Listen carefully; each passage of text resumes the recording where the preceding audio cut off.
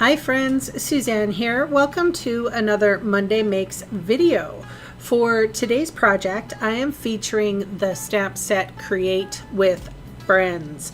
This amazing new stamp set has beautiful scripty fonts to it, and you can mix and match the sentiments. I'm a sucker for a good font, aren't you?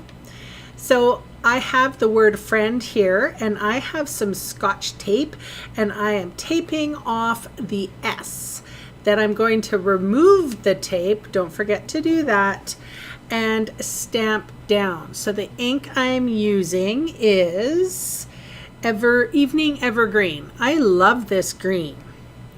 And I'm also going to ink up my hello with Memento Tuxedo Black ink. And these are just little extra pieces of scrap card that I had. All right, so now we're going to trim some papers. So this is the paper Bloom Where You Are Planted. And I took the time, this is funny, I took the time to cut off some and so that I could get the pots exactly where I wanted them. I have this little strip, it is 1 1/4 tall and 3 1/4 long. And it's funny, and we'll have a good chuckle in a minute. So I have 3 pieces of the paper, the designer series paper called Bloom Where You Are Planted. I'm kind of focusing on some on our pattern paper because there's a sale going on, and I figured that you may want to, you know, just get some ideas on how to use this paper. So now I have my 3 little strips cut off, and then I have, this is soft succulent cardstock. I am using my scoring blade here. You can see I have my, I guess that's the left-hand quarter, pointed to a line on my trimmer, and then my bottom right-hand corner is kind of also pointing to a line. And I am going in the quarter increments and I'm scoring. So this Monday Makes videos are for those of you who don't have a lot of supplies, and maybe you don't want to invest in a lot, but you do have some paper, you do have a trimmer, and you kind of want to keep the card sort of like a SIP card, stamps, ink, and paper. Well, this is how I'm doing it. So I don't have a embossing folder that does these lines, especially directional. So this is just easy enough that you can do yourself.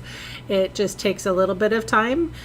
You just line up to where you want and you go increment by increment. I am definitely holding down my trimmer, or the floppy part where my trimmer is. It's just pretty easy actually, and it gave me a beautiful directional embossed card. So my card base is also soft succulent. So here I go in with my Stampin' Plus. This is my favorite adhesive. It's really nice. A lot of people struggle with it. I do not. I mean, sometimes it rips my page because it's so sticky, but you know, you gotta figure it out from there. All right, so I folded my card base, and now I'm putting adhesive on my little 3 strips. So that one was there, and then this is the brick, and then here we come the pots. And I looked at the back, and I like the back better than I like the pots, so I put adhesive on the pot side, and I just made that decision right there. So have you ever done that? You know, when you are making a card and you like something, you figured that you would like it one way and you liked it the other. All right, so now I'm just centering these guys as best as I can, and I'm going to flip over and then just create, I flipped over the middle one first and then the top and bottom one after, so that I can get a correct spacing. Okay, so you guys are all going to laugh at me because I do fussy cut quite a bit. If you don't have die cuts or dies, or even a Stampin' Cut and Emboss machine or a die cutting machine, you will have to do this. and I do it all the time. I find it, I get a little bit more creative control. If die cuts are fantastic. Don't get me wrong. I love the die cutting machine. And it was always something that I, wanted to get when I first started paper crafting. But this will do in a pinch. This is called fussy cutting. I think the term comes from quilting, that term fussy cut, but we fussy cut a lot. So it just means nice and slow. I am showing you all of it here so that you can actually see what I did. I did go in pretty close. My shears, they're not shears, they're paper snips. That's hairdressing lingo. My paper snips stay relatively pointed in one direction. I mean, sometimes you move stuff around, but then you try to move the paper as much as you can. And the biggest tip that I can get, a lot of people say that it looks clunky or whatever. Always try to fussy cut at the incision, at the beginning of the shear or the scissor. So you want to cut it close to the hinge, not on the edge. I find that it goes a lot smoother if you are cutting right where the scissor kind of closes next to the hinge. That way I have had a better result that way, I guess. Everybody's different. You do you. So now I have my dry adhesive here, and I am putting it on the word friend that we just cut out, and then I'm going to adhere it to the hello strip, and then I put dimensionals on the back of that hello strip. And as I'm removing the backing, I thought I wanted it to go whole across the card, and that would have been cute for sure. But I didn't like it.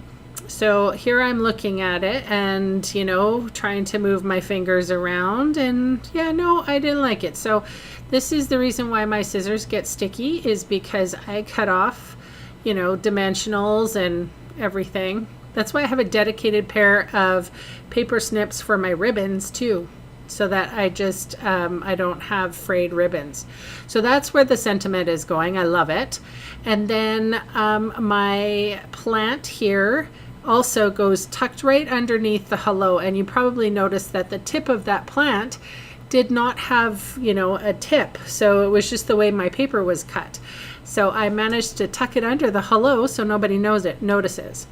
So here we are with Wink of Stella, and just on the plant leaves and on the pot. And then I figured, we have to go in with shimmery crystal effects.